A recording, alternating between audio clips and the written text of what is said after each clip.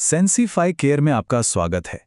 हमारा लक्ष्य सरल है, जटिल मेडिकल टेस्ट को आसान भाषा में समझाना ताकि आप अपने परिणामों का अधिकतम लाभ उठा सकें और अपने स्वास्थ्य पर नियंत्रण पा सकें।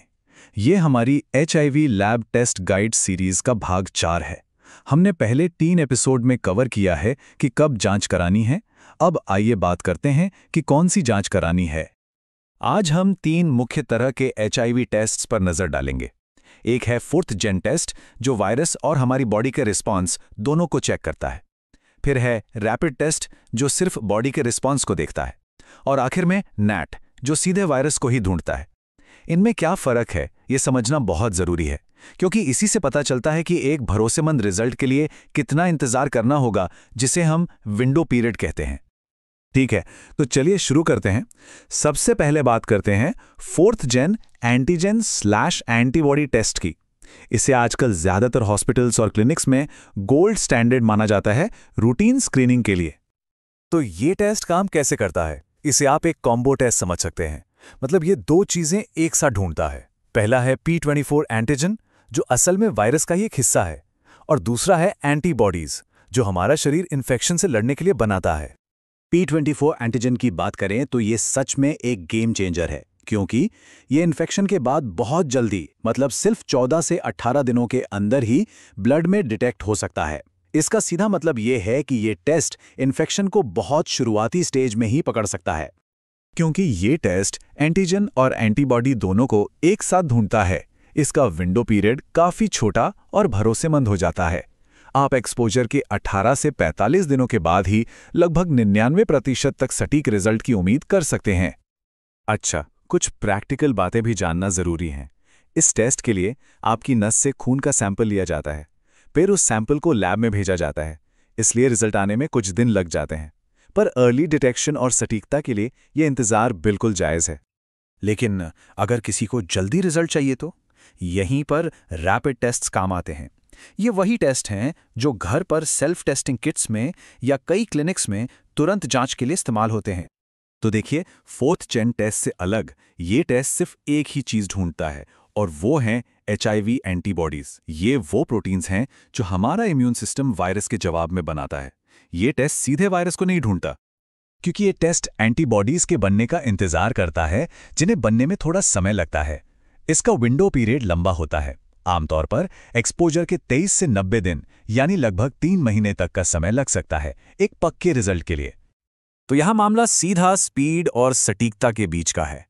रैपिड टेस्ट आपको 10 से 30 मिनट में रिजल्ट दे देता है, जो बहुत तेज है, लेकिन इसका विंडो पीरियड लंबा है। वहीं 4th जेन लैब टेस्ट में कुछ दिन लगते हैं, पर वो इन्फेक्शन को काफी पहले पकड़ सकता है।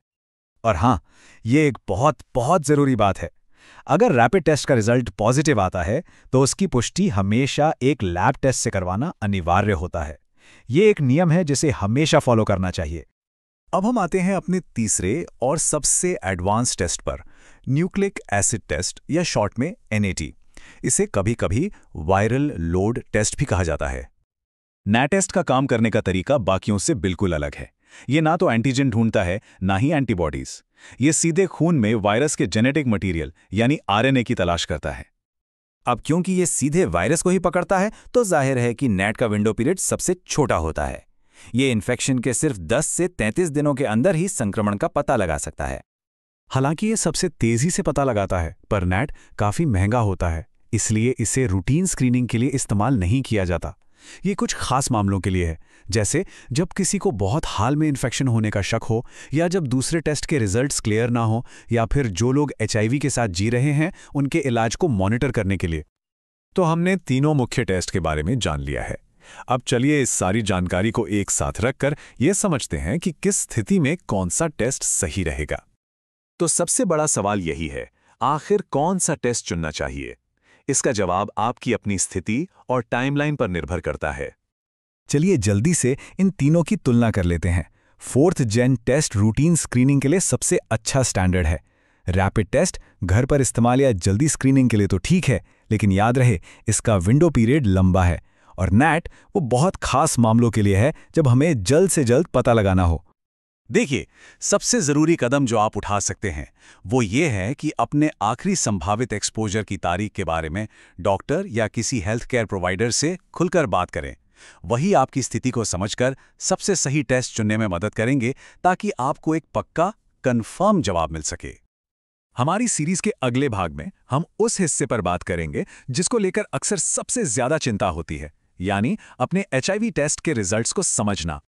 हम बात करेंगे कि नेगेटिव, रिएक्टिव और कंफर्म्ड रिजल्ट्स का आखिर मतलब क्या होता है, और हम उस बहुत ही जरूरी कंफर्मेशन प्रोसेस को भी समझाएंगे जिससे हर पॉजिटिव स्क्रीनिंग रिजल्ट को गुजरना पड़ता है।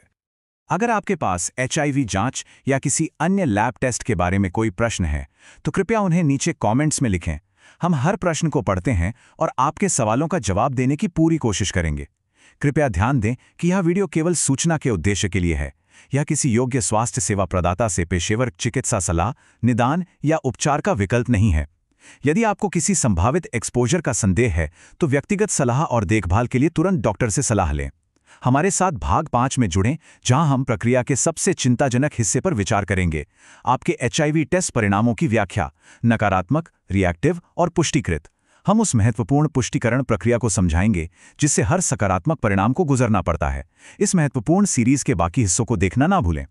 यदि इस वीडियो ने आपकी मदद की तो कृपया लाइक बटन दबाएं। आसान स्वास्थ्य जानकारी के लिए सेंसिफिकेयर को सब्सक्राइब करें और शेयर करें। सेंसिफिकेयर चुनने के लिए धन्यवाद और हम आपको भाग 5 में मिलेंगे।